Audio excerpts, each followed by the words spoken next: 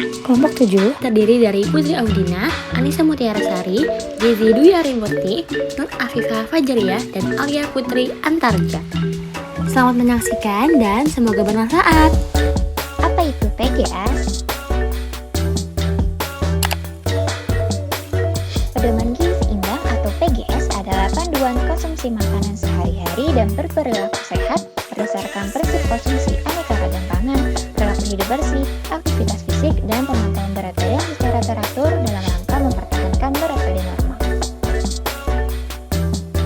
Selain itu, menurut Haida Irnani dan Tiur Masimaga, pedoman gizi seimbang dapat diartikan sebagai pedoman yang berisi susunan pangan sehari-hari yang mengandung zat gizi dalam jenis dan jumlah yang sesuai dengan kebutuhan tubuh. Apa saja prinsip gizi seimbang?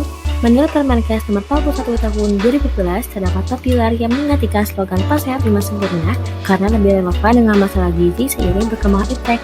Pertama, semakin beragam jenis pangan akan lebih lengkap dalam pemenuhan gizi dengan memperhatikan proporsi, jumlah, dan waktu. Kedua, melakukan PHBS bermanfaat dalam meningkatkan dan mempertahankan derajat kesehatan. Ketiga, berolahraga membuat metabolisme tubuh lebih lancar sehingga dapat mengontrol berat badan. Keempat, indeks massa tubuh atau IMT menjadi indikator tercapainya berat badan normal yang juga bermanfaat dalam penanganan malnutrisi. Kira-kira terdapat pesan apa saja ya dalam dasar gizi seimbang? Dalam pedoman gizi seimbang terdapat 10 pesan dasar. 1. Syukuri dan nikmati aneka ragam makanan. Mutu dan kualitas gizi sangat dipengaruhi oleh keanekaragaman pangan yang dikonsumsi. Semakin beragam makanan yang dikonsumsi, maka akan semakin terpenuhi gizi yang dibutuhkan tubuh. 2. Mengonsumsi sayuran dan buah-buahan yang cukup. Sayuran dan buah-buahan merupakan sumber gizi mikro yang mengandung vitamin, mineral, dan serat pangan. Selain itu, sayuran dan buah-buahan juga berperan sebagai antioksidan dan mengandung karbohidrat. Sehingga 3. Biasakan mengonsumsi lauk pauk yang mengandung protein tinggi. Protein dibutuhkan tubuh sebagai sumber energi. Sumber utama tubuh dalam pemenuhan protein hewani dan nabati adalah dari lauk pauk. Oleh karena itu, lauk pauk yang mengandung protein tinggi sangat dibutuhkan. 4. Biasakan mengonsumsi aneka ragam makanan pokok. Tubuh memerlukan karbohidrat dalam pemenuhan gizi. Konsumsi makanan pokok seperti beras, jagung, dan gandum dapat memenuhi kebutuhan karbohidrat. Selain karbohidrat, makanan pokok biasanya juga mengandung vitamin B1, B2, dan beberapa mineral. 5. Batasi konsumsi pangan manis, asin, dan berlemak. Pola makan masyarakat modern yang banyak mengonsumsi makanan manis, asin, dan berlemak dapat memicu penyakit tidak menular, seperti diabetes dan jantung. Bahkan, lebih parahnya dapat meningkatkan angka kematian. Yang keenam, biasakan sarapan pagi, karena dengan sarapan kebutuhan gizi sebesar 15-30% akan tercukupi dan hidup akan lebih produktif karena beraktivitas di pagi hari. Yang ketujuh, biasakan meminum air putih yang cukup dan aman, karena sekitar 70% berat badan manusia terdiri dari air yang berada pada bagian vital seperti otak dan paru-paru. Yang kedelapan, biasakan membaca label pada kemasan pangan, karena terdapat beberapa keterangan penting pada label kemasan, terutama mengenai kandungan zat gizi, komposisi, dan tanggal kadaluarsa. Yang kesembilan, cuci tangan menggunakan sabun dan air bersih yang mengalir, karena dengan begitu kita dapat mencegah terjangkit penyakit seperti diare. Yang ke-10, melakukan aktivitas fisik yang cukup dan mempertahankan berat badan normal agar hidup lebih panjang dan lebih sehat.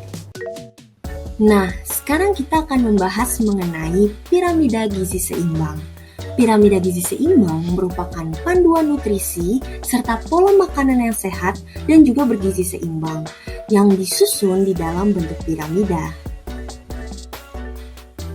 Teman-teman, piramida gizi seimbang merupakan perwujudan dari pedoman umum gizi seimbang sebagai bentuk rekomendasi yang disusun dalam Konferensi Pangan Sedunia oleh Food and Agriculture Organization pada tahun 1992.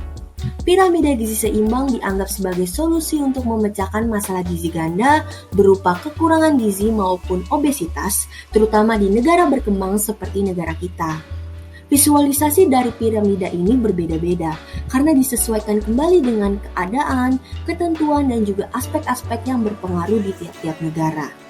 Piramida gizi seimbang diharapkan dapat meningkatkan status gizi kesehatan masyarakat.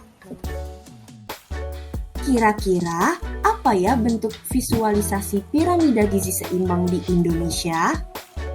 Jadi, berdasarkan aspek-aspek yang mempengaruhi masalah gizi kesehatan di Indonesia, Kementerian Kesehatan menyusun pedoman tumpeng gizi seimbang.